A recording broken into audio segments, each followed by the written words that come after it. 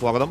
കേരളത്തിൽ എന്ത് മാറ്റമുണ്ടെങ്കിലും അതിന് കാരണം UDF ആണെന്ന് പറയുകയാണ് പി കെ കുഞ്ഞാലിക്കുട്ടി. അതിനെതിരായി നിന്ന് LDF ആണെന്നടക്കം രാഷ്ട്രീയ വിമർശനങ്ങൾ തുടരുന്നു. കുഞ്ഞാലിക്കുട്ടി കറുത്ത പൂച്ചയും വെളുത്ത പൂച്ചയും ഒക്കെ നടന്ന് JCB കൊണ്ട് നടക്കുകയായിരുന്നു. അത് ഇൻവെസ്റ്റ്മെൻറ്റ് ഫ്രണ്ട്ലി ആറ്റിറ്റ്യൂഡാണോ? ഇതൊക്കെ എല്ലാവർക്കും അറിയാവുന്ന കാര്യങ്ങളാണ്. ഇപ്പോൾ മാറ്റം വന്നിട്ടുണ്ട് എങ്കിൽ ആ നയത്തിന് മാറ്റം വന്നാൽ ഗുണമുണ്ടാവും. ശശി തരൂരിന്റെ നിലപാട് ലേഖനത്തിൽ പറഞ്ഞ കാര്യത്തിൽ പൂർണ്ണമായിട്ട് കോൺഗ്രസ് നേതാക്കൾ തള്ളിയിട്ടുണ്ട്. VD സതീശൻ പറയുന്നത് പാർട്ടി നിലപാടല്ല എന്നുള്ളതാണ്. അപ്പോൾ സ്വാഭാവികമായിട്ട് മുസ്ലിം ലീഗ് എങ്ങനെയാണ് മുന്നണിയെ പ്രതിസന്ധിയിലാണ്. ഞാൻ ഇപ്പം ഇൻവെസ്റ്റ്മെന്റ് ഫ്രണ്ട്ലി അല്ല കേരളം എന്നുള്ള ഒരു ഡിബേറ്റ് വന്നപ്പോൾ അതിൽ പങ്കെടുത്ത് ചർച്ച നടത്താൻ പൊളിറ്റിക്സ് ഇപ്പോൾ പറയണില്ല. ഇത് സംബന്ധമായ പൊളിറ്റിക്സൊക്കെ പറയണം എന്നുണ്ടെങ്കിൽ പറയേണ്ട സമയത്ത് പറയേണ്ട രീതിയിൽ പറയാൻ അറിയാവുന്ന സംഘടനയാണ് ഇന്ത്യൻ യൂണിയൻ മുസ്ലിം ലീഗ്. പറയേണ്ട സമയത്ത് പറയേണ്ടതായ രീതിയിൽ എല്ലാവർക്കും മനസ്സിലാകുന്ന ഭാഷയിൽ ഞങ്ങൾ പറയും. പറയേണ്ട ആവശ്യം വരുമ്പോൾ പറഞ്ഞോളാം. ഇടയ്ക്കിടയ്ക്ക് പറഞ്ഞു കൊടുക്കണ്ട. ഇടയ്ക്കിടയ്ക്ക് പറഞ്ഞുകൊണ്ട് നിൽക്കേണ്ട ആവശ്യമില്ല.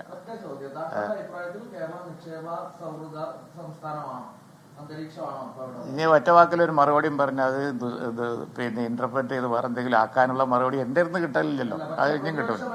അത് മെനക്കെടണ്ട. നിങ്ങളെ ട്രാപ്പ് എനിക്ക് നല്ലപോലെ അറിയാം. അതുകൊണ്ട് അതിന് നിൽക്കണ്ട. ആ ഡിബേറ്റിൽ ഞാൻ പങ്കെടുക്കൂല. ഞാൻ പറയാൻ ഉദ്ദേശിച്ചത് വളരെ ക്ലാരിറ്റിയോട് കൂടി ഞാൻ പറഞ്ഞിട്ടുണ്ട്. കോൺസിക്യൂട്ടീവായ UDF ഗവൺമെൻറ്റുകളാണ് പിന്നെ കേരളത്തെ പതുക്കെ ആണെങ്കിലും പിച്ച വെച്ച് മുന്നോട്ട് കൊണ്ടുപോയത്. തടസ്സം ഉണ്ടാക്കാൻ നോക്കിയതും നെഗറ്റീവ് സ്റ്റാൻഡ് എടുത്തതും പ്രതിപക്ഷമാണ്, അന്നത്തെ പ്രതിപക്ഷമാണ്. അതിന് മറികടന്ന് അതിന് ഏറ്റവും നല്ല ഉദാഹരണമാണ് എഞ്ചിനീയറിംഗ് കോളേജുകളും പ്രൊഫഷണൽ കോളേജുകളും പ്രൈവറ്റൈസ് ചെയ്ത് ഞങ്ങൾ കൊണ്ടുവന്നത്. അല്ലെങ്കിൽ സ്റ്റാർട്ടപ്പും ഉണ്ടാവില്ല, IT ഉണ്ടാവില്ല, വ്യവസായം ഉണ്ടാവില്ല. ഇപ്പോൾ പറയുന്ന ഒരു നേട്ടവും ഉണ്ടാവില്ല. പിന്നെ വ്യവസായ രംഗം അപ്പാടെ മെച്ചമൊന്നുമല്ല. പുതുതായി വന്ന സാങ്കേതിക വിദ്യകളാണ്. അതുപോലെ തന്നെ UDF ഗവൺമെൻറ്റുകളുടെ ശ്രമങ്ങളുമാണ് കാര്യങ്ങൾ ഇവിടെയെങ്കിലും എത്തിച്ചത്. ഈ സർക്കാരിനെതിരായ വലിയ വിമർശനം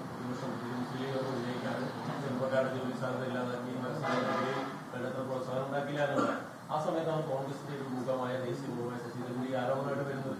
അപ്പോൾ പ്രതിപക്ഷത്തിന്റെ സർക്കാരിനെതിരെ വിമർശനത്തിന് മുന്നേ ഒഴിക്കുന്നത് ആ ആരോപണം ഇന്നലെ മിഞ്ഞാന്നുമായിരുന്നു. ഇന്ന് അദ്ദേഹം അത് വേറെ പറഞ്ഞിട്ടുണ്ട്. ഇന്ന് പറഞ്ഞത് എൻ്റെ ഫോക്കസ് എന്ന് പറഞ്ഞിട്ടുണ്ടെങ്കിൽ ജിമ്മ് നടത്തിയതും ശ്രമിച്ചതും ഏറ്റവും കൂടുതൽ UDF ഗവൺമെന്റ് ആണെന്ന് ഇന്ന് പറഞ്ഞിട്ടുണ്ട്. ഇന്ന് പറഞ്ഞു, ഇന്നലെ പറഞ്ഞതൊക്കെ എടുത്തിട്ടാണ് ഞാൻ മറുപടി പറഞ്ഞത്. നെഗറ്റീവ് സ്റ്റാൻഡിന് അറ്റ്മോസ്ഫിയർ മോശമായത് എന്തുകൊണ്ടായിരുന്നു എന്നുള്ളതിനുള്ള മറുപടി ഞാൻ പറഞ്ഞു. അറ്റ്മോസ്ഫിയർ മോശമായത് ഇവിടുത്തെ ഒരു പ്രധാന പൊളിറ്റിക്കൽ മുന്നണി നെഗറ്റീവ് സ്റ്റാൻഡ് എടുത്തത് കൊണ്ടാണ്. ക്ലിയറായ ആൻസറാണ്.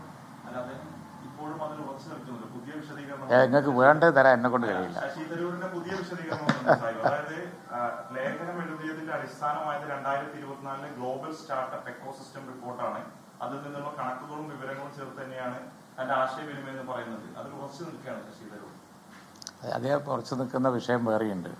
അതാണ് ഞാൻ പറഞ്ഞത്. ഇപ്പോൾ കേരളത്തിലെ ഏറ്റവും അധികം പിന്നെ മാറ്റത്തിന് ശ്രമിച്ചത് ആന്റണിയുടെയും ഉമ്മൻചാണ്ടിയുടെയും കാലത്താണ്, വ്യവസായ മന്ത്രി കുഞ്ഞാലിക്കുട്ടിയുടെ കാലത്താണെന്നും അദ്ദേഹം പറഞ്ഞിട്ടുണ്ട്.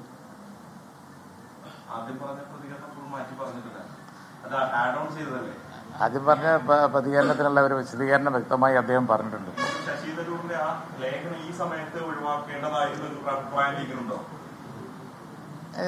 എൻ്റെ ചോദ്യം പിന്നെ വെട്ടിക്കുറച്ച് ചുരുക്കി നിങ്ങളുടെ ഒരു ആൻസറാണ്. ഞാൻ നിന്ന് തരൂല. അതിനുവേണ്ടി മെനക്കെട്ടൊരു കാര്യമില്ല. ഞാൻ പറഞ്ഞത് മുഴുവനായി കൊടുക്കാൻ തയ്യാറുണ്ടെങ്കിൽ കൊടുക്കുക. വെട്ടി ചുരുക്കി വേറെ എന്തെങ്കിലും ആക്കി തരൂര് കുഞ്ഞാലിക്കുട്ടിന്നാക്കി തീർക്കാൻ ഇന്നെ കിട്ടൂല.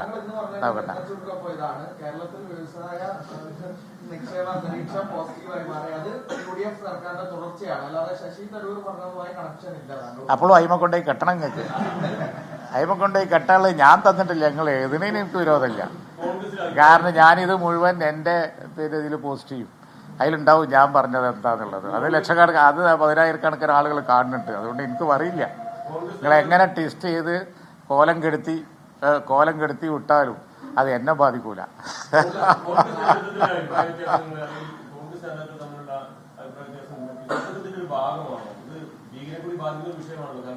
അതാണ് ഞാൻ പറഞ്ഞത്. ആ വക പൊളിറ്റിക്കൽ വിഷയങ്ങളൊക്കെ ഞങ്ങൾ നല്ലപോലെ വാച്ച് ചെയ്യുന്നുണ്ട്. വളരെ ഇമ്പോർട്ടൻ്റ് ഉള്ളൊരു സ്റ്റേറ്റ്മെൻറ്റാണ്. നിങ്ങൾക്ക് അതിൻ്റെ അർത്ഥം മനസ്സിലാവായിട്ടാണ്. അതായത് വളരെ ഇമ്പോർട്ടൻ്റ് ആയ സ്റ്റേറ്റ്മെൻറ്റാണ് ഞാൻ പറഞ്ഞു. ഞങ്ങൾ ആ സിറ്റുവേഷൻ മുഴുവൻ ഞങ്ങൾ വാച്ച് ചെയ്യുന്നുണ്ട്. അതിനെക്കുറിച്ച് ഞങ്ങൾ ഇടയ്ക്കിടയ്ക്ക് ഇങ്ങനെ പറഞ്ഞുകൊണ്ട്. ഓക്കെ, ശശി തരൂർ എക്സ്പ്രസ് എഴുതിയ ലേഖനത്തെ തുടർന്നുള്ള രാഷ്ട്രീയ ചർച്ചകൾ കേരളത്തിൽ തുടരുകയാണ്. മാത്രമല്ല ഇപ്പോൾ ഫേസ്ബുക്ക് പോസ്റ്റിൽ ഒന്നുകൂടി അപ്ഡേറ്റ് ചെയ്ത് പറഞ്ഞ കാര്യങ്ങൾ എന്താണ് കണക്ക് സംസ്ഥാന സർക്കാരിൻ്റെയും കേന്ദ്രത്തിൻ്റെയും കണക്ക് അടക്കം ഉദ്ധരിച്ച് പറഞ്ഞതാണ് എന്ന് പറയുന്നു. പിന്നെ കുഞ്ഞാലിക്കുട്ടിയുടെ സംഭാവനകളെ കുറിച്ചൊക്കെ അപ്ഡേറ്റ് ചെയ്തിട്ടു എന്നല്ലാതെ പറഞ്ഞതിൽ തരൂർ ഉറച്ചു നിൽക്കുന്നു. അതിൽ രാഷ്ട്രീയ പ്രതികരണങ്ങൾ തുടരുകയും